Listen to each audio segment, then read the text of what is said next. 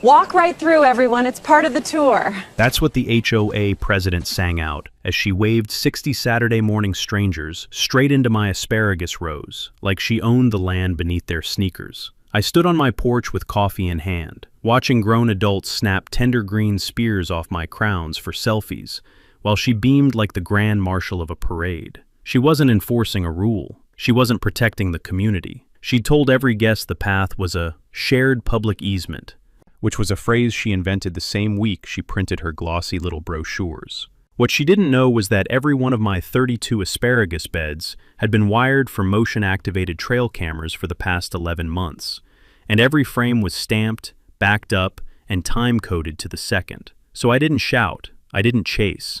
I just lifted my phone, hit record, and let her keep performing. Tell me below, would you have stopped her, or let 60 witnesses film their own confession? And where are you watching from tonight? My name is Daniel Roper, and 3 years ago I buried my wife on a hillside that looks out over the same asparagus field my father planted in 1978. Sarah was 39 when pancreatic cancer took her. She left behind me and a wiry 12-year-old boy named Eli, who still talks to her photograph every morning over his cereal. We live in Oceana County, Michigan, about 8 miles inland from Lake Michigan, right in the beating heart of what locals proudly call the asparagus capital of the world. The farm is 18 acres of sandy loam soil that my grandfather bought for $2,200 the year Eisenhower was president. And the main asparagus field sits like a long green ladder running east to west, 32 raised beds with mulched walking lanes between each pair. Before Sarah got sick, I had a good engineering job designing stormwater systems for municipalities across the Lower Peninsula. After she died, I left it, came home, let the cubicle rot, and the spreadsheets gather dust.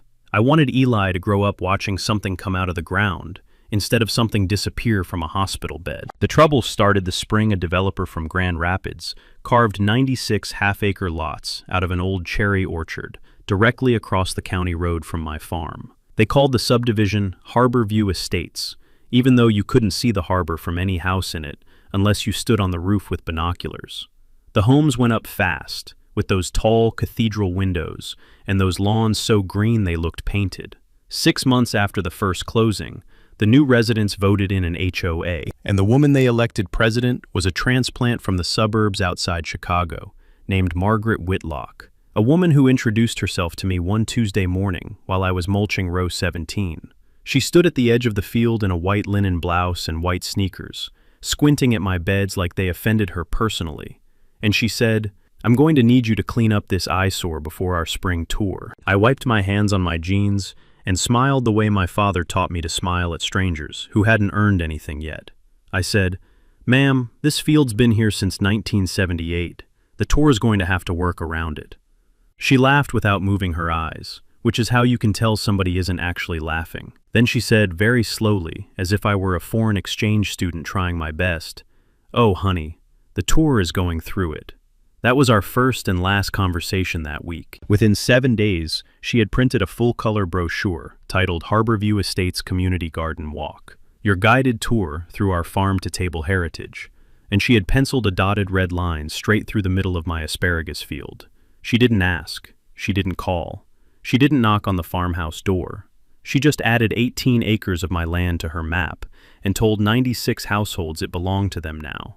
What she did next is where it gets interesting, and a little heartbreaking, and eventually a lot worse for her than she could have pictured on her worst day. The first tour came through on a Saturday in early May, about the time the spears are running 6 inches a day, and every stalk on the crown is about to pay the rent. I was out on the tractor widening the drainage furrow on row 8, when I heard voices behind me that didn't sound like any worker I'd hired. I cut the engine and turned around, and there were 11 strangers, women mostly, a few kids, one guy in salmon-colored shorts, ambling through row 12 like it was a state park. A little blonde girl was bending down to snap a spear off at the base, and her mother was holding up a phone to film her. A man in a straw hat was stepping across 3 beds at once and leaving deep prints in the soft mulch I'd just raked the night before. And at the head of the line, walking backward and narrating through a battery-powered speaker clipped to her hip, was Maggie Whitlock. She was telling them about Heritage Michigan asparagus and the local farmers who so generously share this land. I climbed down off the tractor calmly. I walked over, and I said, as politely as a man can say it when his blood is simmering, "Folks, this is private property. I need you to step back out to the road." A few of them looked confused. A few of them looked embarrassed. Maggie looked at me like I'd interrupted her wedding toast.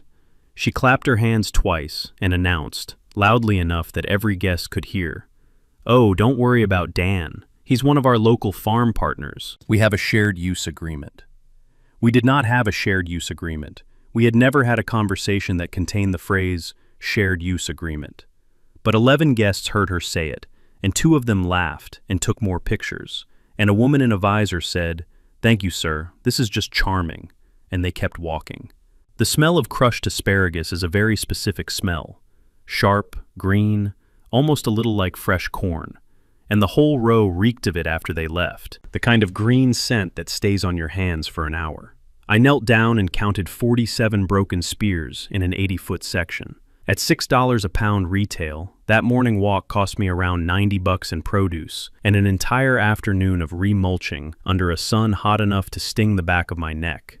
I called the county sheriff's non-emergency line. The dispatcher was kind and explained that unless I'd posted no trespassing signs at every entry point and given her written notice, this was a civil matter, not a criminal one. She suggested I talk to the HOA board. That was my first mistake, thinking a board existed the way a normal board exists. Turns out, in Harborview, the board was Maggie and 3 women who considered themselves her junior varsity. 2 of them worked at her husband's dental practice, and the 3rd was her bridge partner. Every vote they had ever taken was unanimous, because disagreement in that clubhouse was about as welcome as a horsefly at a wedding. The following week, I drove over to the HOA clubhouse, a brand new barn-style building with those fake-aged wood beams, and I sat in a folding chair while Maggie presided over what she called their community enrichment meeting. I waited my turn. I explained, calmly, that 90% of the crop I sell at farmers markets walks out of the field between April and June, and that every footprint on a young crown can damage the plant for the next 3 seasons. I brought a printout from Michigan State University Extension Services, explaining exactly why. Maggie read it, smiled, slid it to the side. Then she explained to the room that my field was part of the viewshed, and that the community-facing portions were covered under what she called the neighborhood enjoyment provision. She'd invented that phrase 5 minutes before I walked in. A nice retired woman in the back, Mrs. Albrecht, raised her hand and asked if maybe the tours could route around the asparagus. Maggie said, "We'll discuss it offline, Eleanor," in the same tone you'd use to shush a child. They never discussed it offline. The next Saturday there were 19 tour guests in my rows. The Saturday after that, 27. And so I drove to the hardware store and bought 14 no trespassing signs, 4 of those yellow reflective posts, and 1,000 feet of orange mason twine. I spent a Tuesday evening walking the property line and posting every corner the way state law requires, boot heels sinking into the soft spring soil. When I came back Sunday morning to check, every single sign had been pulled out of the ground and stacked in a neat little pile at the edge of the road. A handwritten note on top, in blue gel pen, read simply, "Removed for aesthetic violation. M.W." My stomach went cold in a very specific way, because that's when I understood she wasn't confused. She knew exactly what she was doing. By the 3rd week of May, the damage was ugly enough that I started keeping a log. I'm an engineer by training. Logs are what I do when other men would throw fists. I bought a cheap spiral notebook at the gas station and wrote down every tour I witnessed. Date, time, estimated head count, photographs, and every line Maggie delivered through her little speaker. I wrote down the make and model of every car parked along my fence line. I wrote down the names I could catch from name tags and Facebook comments. The notebook filled up faster than I expected. I also did something smarter. I called my cousin Jared, who runs a bow hunting supply store outside Muskegon, and I asked him how many trail cameras he could get me in the next 48 hours at the wholesale cost. He said 34. I said send them. When the boxes arrived, I sat at my kitchen table 3 nights in a row, mounting cameras on low cedar stakes at the east end of every pair of rows, aiming them down the lane at chest height, each one triggered by the slightest motion, and synced to a cloud backup I paid $19 a month to maintain. Eli helped me. He was good with the brackets and the SD cards, and he asked, between mouthfuls of his grandmother's banana bread, "Dad, is this like the kind of evidence Mom would have needed for her nursing licensing thing?" Sarah had been a hospital charge nurse. She built binders of documentation, the way other people build scrapbooks. She could tell you the serial number of every IV pump on her floor by memory. I told him yes, it's exactly the kind of evidence Mom would have kept. He nodded like he'd expected the answer. Then, very quietly, he added, "Good. She hated sloppy work." The small laugh that came out of me was the first one I'd managed in about a month. That same week, Maggie escalated. She started mailing me what she called compliance letters. Each one was on cream-colored stationery, with a little embossed anchor at the top, because of course the HOA had a nautical logo, in a county 30 minutes from any harbor deep enough to float a pontoon. The letters accused me of violating something called the Harborview Estates Agricultural Aesthetic Standard, which was not a thing that existed anywhere except in her laser printer. She fined me $400 for unkempt rows. She fined me another $250 for inappropriate signage, my no trespassing signs, the same ones she'd pulled out of my own dirt. She fined me another $300 for obstructing community access. By the end of the month, she had mailed me 11 letters and invoiced me for $2,440. I didn't respond to any of them. I filed them all in a green accordion binder, by date, with the envelope still stapled to the letters. Because in Michigan, an HOA has no authority whatsoever over property that is not governed by its recorded deed restrictions, and my farm had never been in her deed, never been in her plat, and never signed into her association. The takeaway most homeowners don't know is simple. An HOA's power ends the instant you step off land that voluntarily joined it. The letters weren't enforcement. They were a paper trail she was building for herself, and she was too proud to realize it would become a paper trail against her. Around that time, Eli started asking questions. One night we were sitting on the back porch watching the fireflies rise out of the tree line, and he said, without looking at me, "Dad, why don't you just yell at her?" I thought about that for a long second. I told him something my father used to say, that a patient man with a good record always beats a loud man with a bad one. Eli chewed that over for a while. Then he said, "I think Mom would have liked that." I put my arm around him. I didn't say anything. Because sometimes, the things your son says are already the whole sentence, and anything you add just makes it smaller. We sat there until the mosquitoes ran us inside, and I fell asleep on the couch with the spiral notebook on my chest, like a man guarding a Bible in a storm. By the first week of June, Maggie had changed tactics. The tours kept coming, but now she started sending vendors. A landscaping crew from 2 towns over pulled up one Wednesday morning in a white box truck, unloaded 3 men with string trimmers, and started cutting down the wildflower border I kept at the east end of the field. The strip I'd planted specifically to bring in pollinators for the asparagus when it flowers in August. One of the men was polite. He showed me the work order. It was on Harborview Estates letterhead, signed by Margaret Whitlock, and it authorized cosmetic maintenance of the community garden border. I walked the man back to his truck and explained, slowly, that the field wasn't community property, that he was being asked to destroy pollinator habitat on private agricultural land, and that if he didn't leave immediately, I was going to call the Oceana County Sheriff and then his company's insurance carrier. He left. He was decent about it. He said, "Sir, I'm sorry, I had no idea. She told me she was the landowner." That sentence rang in my head for the rest of the morning. She told me she was the landowner. 3 days later, she tried it again, this time with a different crew, a bigger truck, and a sign-up sheet the foreman said was for community beautification volunteers. When I stepped out of the barn, the foreman actually flinched because Maggie had described me to him as the difficult old man who might become aggressive. I was 44. I had a coffee mug in my hand. I sent him home too, politely, and I took photographs of the work order, the truck, the license plate, and the printed volunteer list. Then I did something I hadn't done in 20 years. I drove out to see my father's old friend Gordon Lutz, a retired county surveyor who still kept his transit in the garage, and I asked him to walk my property line with me, one stake at a time, for the official record. He said, "Son, I haven't been out that way since your daddy's funeral. I'd be honored." We walked it the next morning at sunrise. Gordon pounded fresh cedar pins at every corner, took elevation readings, and filed a dated sketch with his old firm's seal on it. He refused to charge me. "Your father," he said, "pulled me out of a ditch in 1996. This walk doesn't even come close." Then came the part I hadn't braced for. 2 nights later, Eli walked through the back door with his jaw set too tight for a boy his age. He set his backpack down, opened the fridge, closed it without taking anything, and said, "Dad, a girl at school told me her mom says we're stealing the neighborhood's garden." I set my fork down. I asked him who her mother was. He said the last name and I recognized it. One of Maggie's junior varsity board members, the bridge partner. I asked Eli what he said back. He said, "I told her my mom planted some of those crowns before she died, and my dad's the only one who waters them now."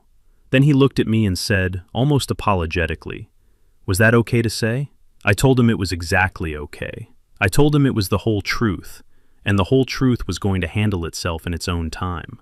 That night I wrote one more line in the spiral notebook, at the bottom of the page, so I wouldn't forget who she was willing to drag into this. She's sending her lies through the lunchroom now. I underlined it once.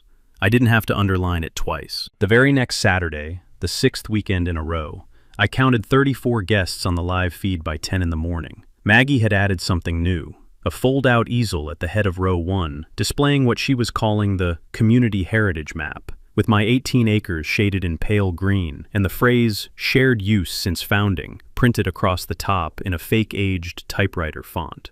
I sat at my kitchen table and watched her point at that easel through the camera feed, a small, proud smile on her face. And I realized something that shifted my entire posture.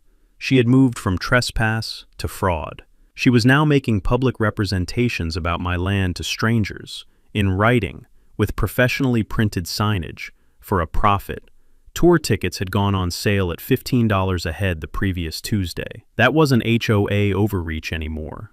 That was a business built on a lie, and I knew enough law from 2 decades of municipal engineering to understand that once money changes hands on a false statement about real property, you've crossed the line the state takes very personally. That afternoon, Eli and I drove into Hart, the county seat, and I walked into the Register of Deeds office and filed a formal records request. I also filed one at the County Equalization Office, and another at the Planning and Zoning Department. I asked for every document on file relating to Harborview Estates Subdivision, Plat Number 2019-014, and any easement or right-of-way that touched Parcel 064-031-300-014, which is my farm. I paid the copy fees in cash. I smiled at the clerk. I said, "Thank you, ma'am." And I drove home because 3 days later, a manila envelope thicker than a phone book was going to arrive at my mailbox,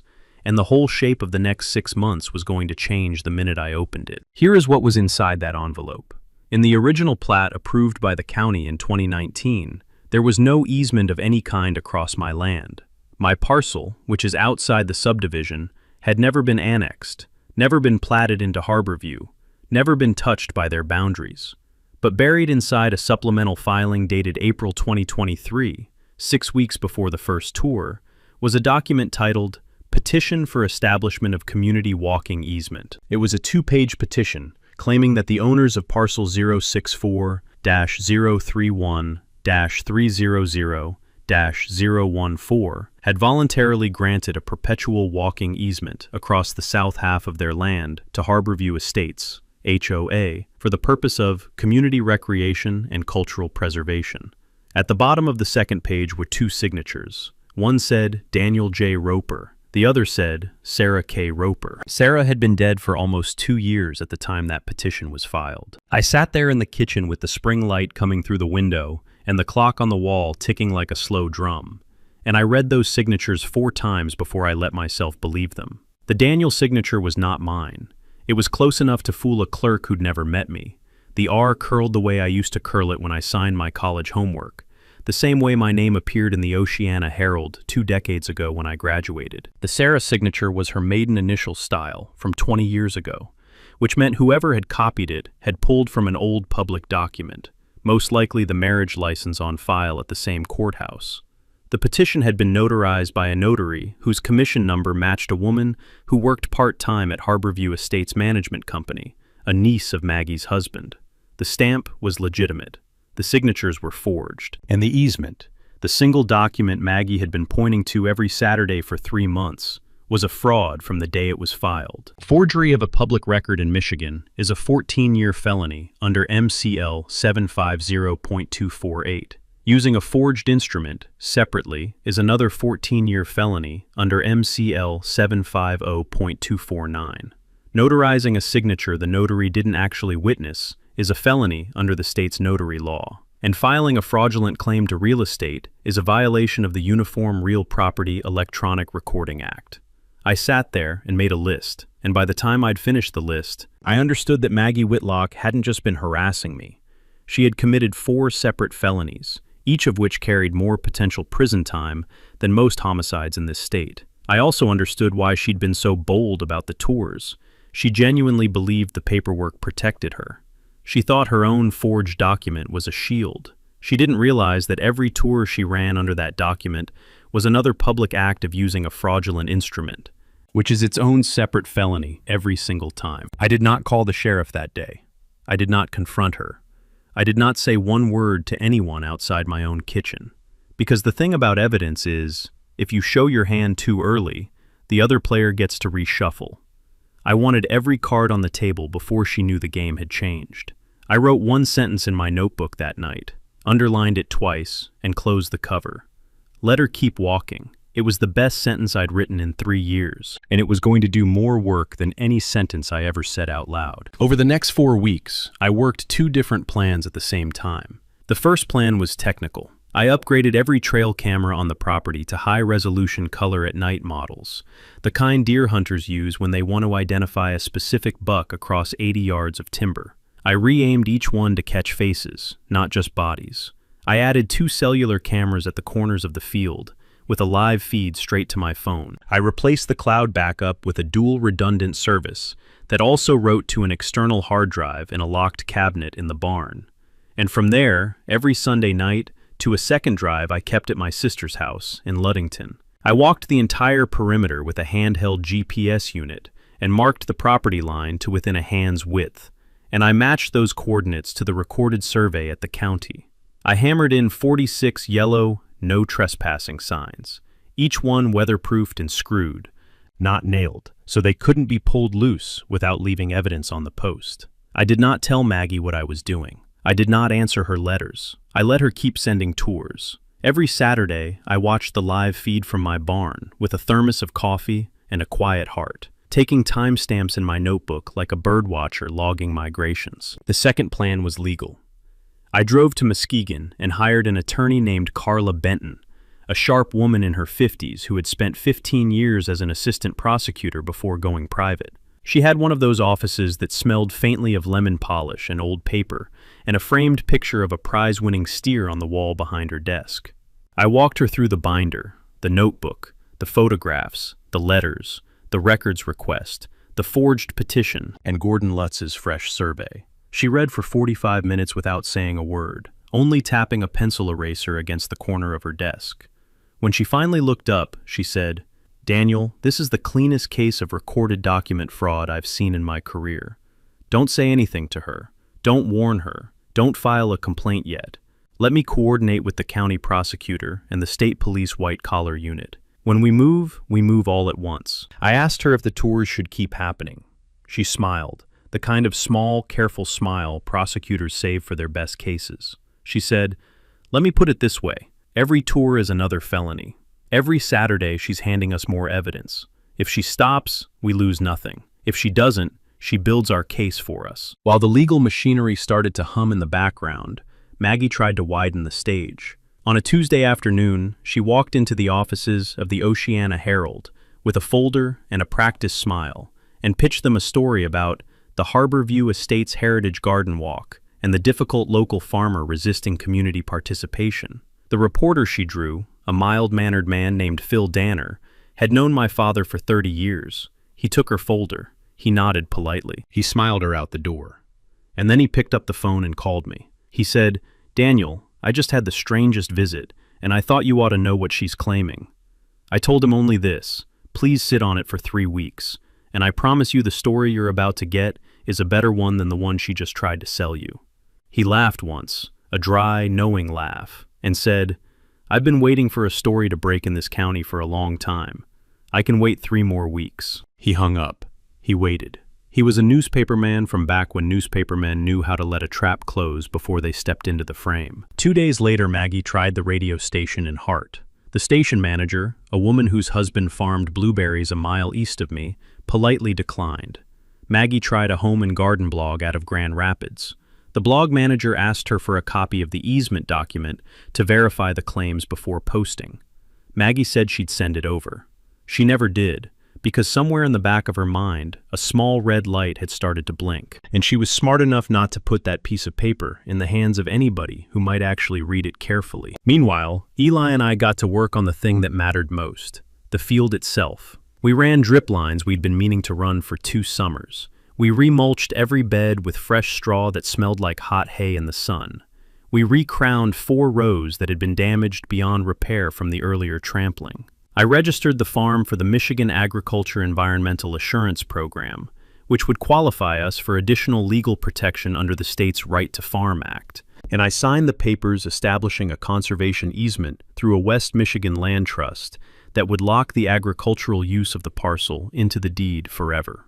The takeaway there is one most farmers don't realize.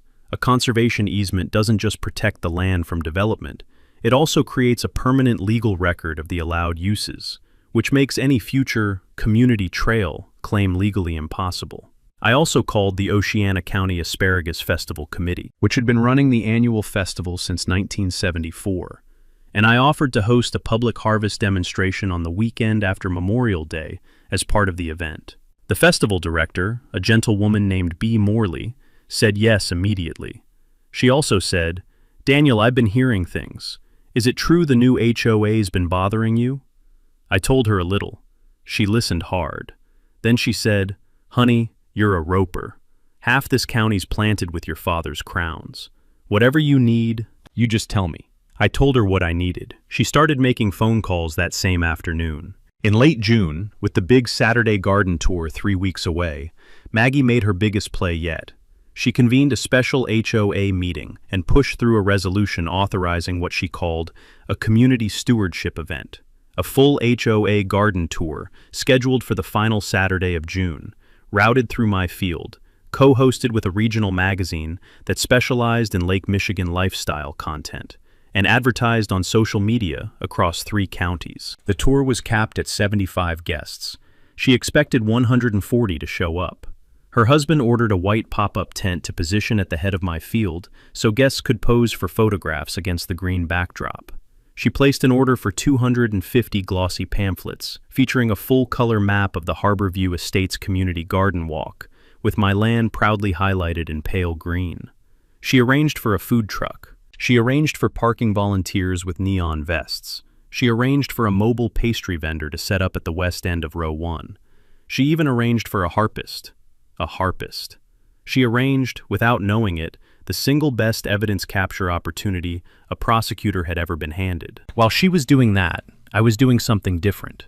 I walked into the Oceana County Sheriff's Office with Carla on a Thursday morning and met privately with Under Sheriff Aaron Vogel. I brought the forged petition, the notebook, the letters, the photographs, the cellular camera footage, Gordon's survey, and the case summary Carla had written. He read for 20 minutes. His coffee went cold on the desk. Then he said 3 words. He said, "Who else knows?" We told him, nobody on Maggie's side. He nodded. He called in a captain. The captain called in a state police detective sergeant from the Rockford Post. By the end of the afternoon, I had a scheduled meeting with the Oceana County prosecutor, 2 detectives from the Michigan State Police White Collar Unit, and a representative from the Secretary of State's Notary Enforcement Office. By the end of the week, they had arrest warrants drafted, sealed, and waiting in a locked drawer. Nobody on the HOA side had any idea. Maggie kept posting to the Harborview Estates Facebook page about our biggest community event of the year and ordering more lawn signs. A week before the big tour, Maggie launched one last pressure campaign. She printed 96 door hangers in bright yellow, one for every house in Harborview, titled, "Stand with Your Community, Attend the June Garden Walk." The door hangers accused an uncooperative adjacent landowner of trying to block our rightful heritage access and urged residents to attend in overwhelming numbers to demonstrate community solidarity. Mrs. Albrecht saved one and drove it to my porch the next morning, with her hands shaking. She said, "Daniel, this is disgraceful. Half the people in this subdivision are too polite to say anything, but plenty of us are sick of her." She also said something I filed away carefully. She said, "There's a group text among about 30 of the homeowners. We've been sharing her emails for months. If you ever want to see what she's really been saying about you, I can forward the whole thread." I thanked her. I asked her to hold on to it for a little longer. 3 weeks, I said, then send it to my attorney all at once. She nodded, slid the door hanger into her purse and said, "You know, Daniel, your wife used to bring me soup when my hip was out. I remember her every time I walk past your field." I thanked her again. I didn't trust my voice for much more than that. She tried one more thing before the tour. On the Wednesday before the big Saturday, she drove out to my farmhouse in her white Lincoln Navigator, parked halfway up my gravel drive, and stepped out in a pale peach blazer that looked brand new. Eli was on the porch shelling peas into a metal bowl. I was fixing the hinge on the barn door. She walked right up like we were old friends and said, "Daniel, I wanted to come by personally to make sure we're all on the same page about Saturday. This is going to be a beautiful event. I'd hate for there to be any misunderstandings." I set the hinge down. I wiped my hands on a rag. I said, "Ma'am, we're on the same page." She smiled like she'd won. She said, "Wonderful. I'll see you at 8:30. Please wear something clean." She got back in her Navigator and drove away, gravel popping under her tires like small applause. Eli looked up from his peas and said, quietly, "Dad, is Saturday the day?" I said, "Saturday's the day." He went back to the peas. The metal bowl filled up steady and bright in the afternoon sun. We didn't say another word about it. Some silences in this house were older than he was, and he'd learned, the way any good farmer's son learns, that the right kind of quiet is its own form of strength. That Friday night, I walked the field one last time. The sun was falling behind the tree line, and the rows smelled like warm straw and cold dirt, and a pair of sandhill cranes lifted off the back pasture like prehistoric gliders, their long calls bending through the air. I stood at the top of row 1, and I thought about Sarah. I thought about her hands, and the way she'd fold towels in thirds instead of halves, and the way she'd walk this field with me barefoot in the early mornings when the dew was still up and the first crickets hadn't gone to sleep yet. I thought about the forged signature that had her name on it, and how a stranger in a laser-printed blouse had dared to press a pen in her place. And I said, out loud, to nobody, "I'm going to finish this clean, honey, for you." Then I went inside, ate dinner with my son, and slept better than I had in 2 months. Saturday morning arrived with the kind of warm blue June sky that makes everything feel like a painting. At 8:15, cars started rolling into the gravel turnaround Maggie had commandeered at the south end of the field. By 8:45, there were 131 guests milling around the pop-up tent with coffee cups and pastry boxes, and the harpist, a real live harpist, was already playing something soft and folky near the end of row 1. By 9 o'clock, Maggie had taken her place at the head of the rows, with her battery-powered speaker clipped to her hip, and a handheld microphone she'd rented for the occasion. She wore a pale yellow linen dress. She'd had her hair blown out. She wore gold earrings the size of postage stamps. She looked, for the first time, like she was running for office. She raised the microphone and welcomed everyone, in her loudest and most practiced tone, to the Harborview Estates Community Garden Walk, a heritage experience across 18 acres of shared community land. Every trail camera on the property was already running. 2 deputies were parked in unmarked vehicles behind the tree line. A Michigan State Police white-collar detective sat in an SUV with 2 assistants from the prosecutor's office. A camera crew from the local NBC affiliate was set up inside the barn with B. Morley from the festival committee. And at the edge of the gravel lot, County Commissioner James Halverson, my father's old friend, invited quietly by B the Tuesday before, stood in a tan jacket pretending to be there as a curious neighbor. She began with a little speech from a folded card in her palm. She thanked the magazine. She thanked her husband. She thanked the HOA board by name. She gestured at the field behind her and described it as our community's beating green heart. A few guests clapped politely.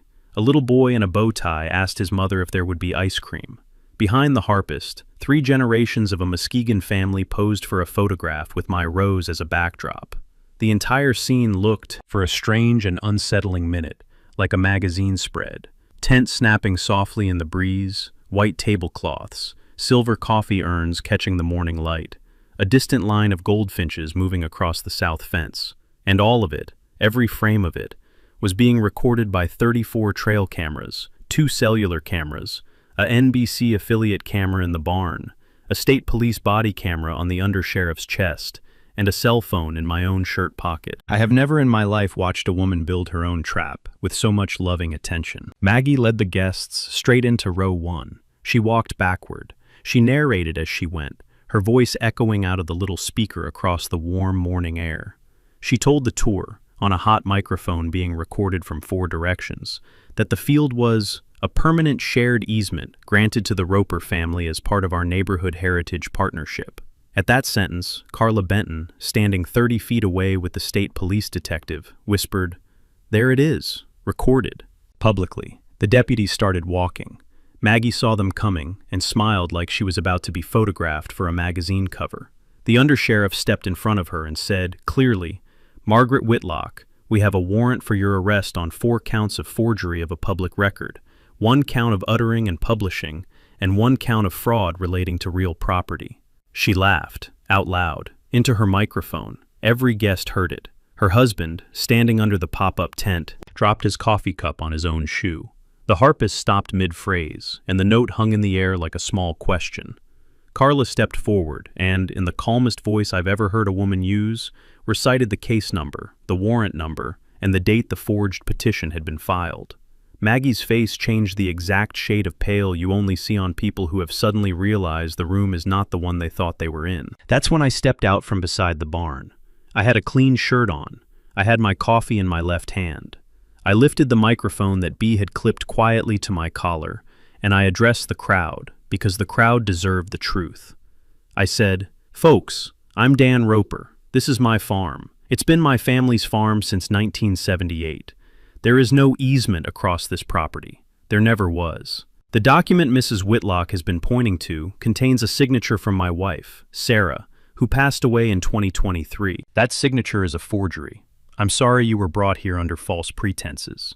But every one of you is welcome to stay as my guest. Pick your own asparagus, and I'll send each of you home with a pound of it for free." A long, stunned silence. Then a woman in the back clapped once. Then another. Then the whole crowd. The NBC camera caught all of it. Mrs. Albrecht wiped her eyes with the corner of her sleeve. Maggie was walked out in handcuffs past her own pop-up tent, while her husband stared at his shoes. She didn't say a word. She had finally run out of them. Commissioner Halverson watched it all with his hands in his pockets. And when Maggie went past him, he just tipped his chin, the way farmers do when the weather finally breaks. The trial moved quickly for a trial. Maggie pleaded guilty 9 weeks later to 2 felony counts, forgery of a public record and uttering and publishing, in exchange for the dismissal of the other charges. The notary at the management company lost her commission and paid a restitution judgment. Maggie was sentenced to a year in county jail with work release, 3 years of probation, $16,000 in restitution to me, and a court-ordered public apology printed in the Oceana Herald. The HOA dissolved the community garden walk in an emergency meeting the Tuesday after her arrest. Mrs. Albrecht became the new interim president. Her first act was to drive out to my farmhouse with a store-bought apple pie and tell me, "Daniel, on behalf of the neighborhood that never wanted any of this, I am so sorry." I told her she didn't need to be. We sat on the porch and ate 2 slices each, and Eli came out with a jar of cold milk, and none of us said much, because sometimes the best kind of apology is just somebody finally being willing to sit in the quiet next to you. The days after the arrest were strange, in a quiet, healing way. Neighbors I'd never met walked up the gravel drive with covered dishes, the way people in Oceana County used to walk food over after a funeral. A retired teacher from 2 streets inside Harborview brought a hot dish with crushed potato chips on top and said simply, "We should have spoken up sooner. I'm sorry we didn't." A man whose wife had taken one of Maggie's first tours wrote me a 2-page letter apologizing for not realizing what he'd been walking through. Phil Danner ran his 3-week delayed story on the front page of the Sunday Herald. A calm, careful, beautifully reported piece that quoted Gordon Lutz, Mrs. Albrecht, and Commissioner Halverson, and included a photograph of me and Eli standing at the south end of row 1, with the sun rising behind us. The headline read simply, "The Quiet Man and the Forged Signature." Phil sent me a framed copy of the front page 3 days after it ran. It hangs now in my kitchen, next to the one photograph I have of Sarah in the field, her hair up, her hands in the soil. That August, with B. Morley's help, we turned the whole mess into something better. We launched the Sarah Roper Memorial Scholarship through the Oceana County Asparagus Festival, a $2,000 annual award for a local high school senior going into agriculture or nursing, the two fields Sarah loved most. 41 people donated in the first month. Mrs. Albrecht donated twice. Commissioner Halverson wrote a personal check and didn't tell anyone. The local magazine that had been scheduled to cover the garden tour ran a 6-page feature instead on the Roper family's 50-year history in Oceana County asparagus farming, and requests for farm tours, real tours, booked tours, price tours with liability waivers and clean walking lanes started coming in from all over West Michigan. Eli and I built a small welcome stand at the south end of the field that October. Stained cedar, tin roof. We put Sarah's name on a brass plaque above the door. The first visitor who read that plaque was a 14-year-old girl from Shelby who wanted to be a nurse. Eli watched her read it, and after she left, he came and stood next to me and said, "Dad, Mom would have liked this one." I said, "Yeah, buddy, she really would have." And the late afternoon light went slanting down the rows the way it used to when Sarah was still here, clean and long and gold. The scholarship awarded its first recipient in May, a senior from Shelby High School named Jenna Ortiz, valedictorian of her class, headed to Grand Valley State for a nursing degree, and already accepted into their honors program. Eli handed her the envelope himself at the festival banquet. He'd rehearsed the sentence in the mirror 3 nights in a row. He said, "My mom was a charge nurse for 14 years. She would have wanted you to have this." Jenna's mother cried. My aunt cried. I didn't cry, but only because I'd done most of that crying the night before, alone at the kitchen table, looking at the photograph of Sarah in the field. The whole room clapped for a long time. Afterward, Jenna sent Eli a handwritten note, on real stationery, thanking him. He taped it inside the cover of his math notebook. It's still there. The trail cameras are still up. They don't need to be anymore. But I leave them there anyway, mounted on the cedar stakes at the east end of each pair of rows, red eyes blinking low in the dark. Because sometimes a quiet man with a clean record beats a loud woman with a forged one. And sometimes the best kind of justice is the kind that arrives slowly, in a good suit, with a warrant in its hand, while the villain is too busy performing to notice the ground has shifted under her feet. That's the reason this story lands the way it does. And it's not just because she got aggressive in front of her own tour. It's because Daniel didn't flinch. He didn't scream, didn't swing, didn't lower himself to her level for a single minute. He did what quiet men have always done best. He kept recourse, he kept receipt. He gave his word to the wife he lost. Maggie thought fake authorities was the same as real authority. She thought a brochure and a microphone made the thing true. And when you force a dead woman's signature to steal a living man's field, you don't get to call that community leadership. You get to call it the mistake that ends you. The real lesson here is simple. Paper beats panic. Patience beats performance. And a man who still talks to his late wife while he walks his rounds is the man you do not want to be on the wrong side of. If you ever had an HOA try to revise the lines around your own land, tell me your story in the comments. I read every single one. Subscribe so you don't miss the next one. Because next week, we're heading to North Carolina, where an HOA president filed a federal complaint against a disabled veteran ramp, and what the VA sent back broke her entire world in half.